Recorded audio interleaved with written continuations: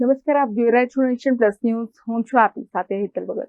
સામાન્યતઃ ગણેશ ઉત્સવ એટલે ભાદરવા મહિનાની ધામધૂમથી યાદ આવતી હોય છે, પરંતુ શાસ્ત્ર અને પુરાણો અનુસાર ભગવાન ગણેશનો વાસ્તવિક જન્મોત્સવ માઘી ગણપતિ એટલે કે ગણેશ જયંતિ તરીકે ઉજવવામાં આવે છે.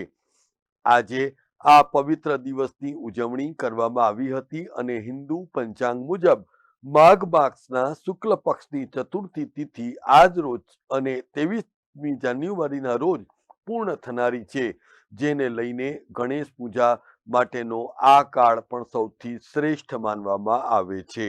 આ દિવસે ભક્તો ગણેશજીના જન્મનું સ્મરણ કરીને ઉપવાસ અને વિશેષ પૂજન અર્ચન પણ કરે છે.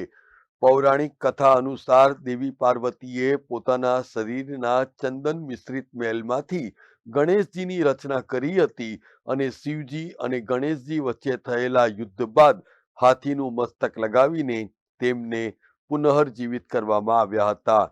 અનેક પુરાણો એવી પણ સાક્ષી પૂરે છે કે આ દેવી ઘટના એ માઘ મહિનાની ચતુર્થીએ ઘટી હતી.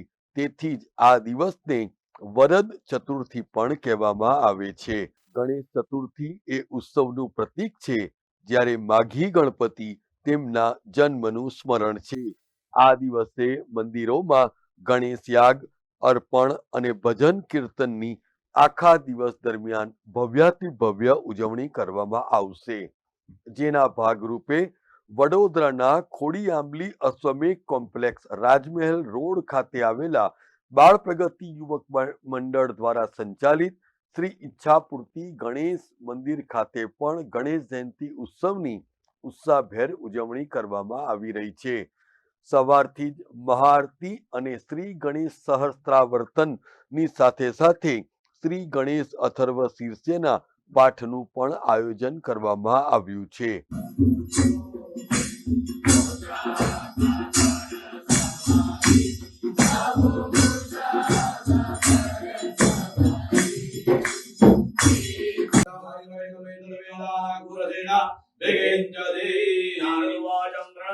અત્રે ઉલ્લેખનીય છે કે શ્રી બાળ પ્રગતિ યુવક મંડળ દ્વારા સંચાલિત શ્રી ઈચ્છાપૂર્તિ ગણેશ એ તમામ મનોકામનાઓ પૂર્ણ કરતા ગણેશજી છે, જેને પરિણામે મોટી સંખ્યામાં ભક્તો પણ બાપ્પાના આશીર્વાદ લેવા માટે આજે મંદિર ખાતે આવી પહોંચ્યા હતા. આ સમગ્ર દિવસ દરમિયાનના આયોજન અંગેની માહિતી શ્રી બાળ પ્રગતિ યુવક મંડળના આશુતોષ પટેલ દ્વારા આપવામાં આવી હતી. આજે ગણેશ જયંતિ છે. માઘી ગણેશ શ્રી બાળ પ્રગતિ યુવક મંડળ દ્વારા દર વર્ષે માઘી ગણેશની ઉત્સવની ઉજવણી કરવામાં આવે છે. આપ જે ગણપતિ દાદાના દર્શન કરી રહ્યા છો, શ્રી ઈચ્છાપૂર્તિ ગણેશ ભગવાન, એમની અહીંયા કાયમી સ્વરૂપે સ્થાપના થયેલી છે.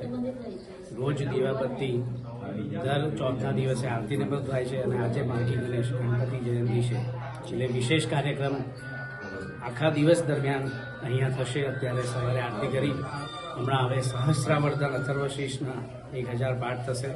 ત્યારબાદ ભજન છે, પછી ફરીથી આરતી છે અને ત્યારબાદ મંડળના સભ્યો માટે અમે ભોજન અને બાદ આરતી અથર્વશીર્ષ એટલે આખો દિવસ ભક્તિમય ઉજવણી કરવાના છે. હું આશુતોષ પટેલ, ખોડિયામલી, શ્રી બાલ પ્રગતિ યુવક મંડળ, વડોદરા.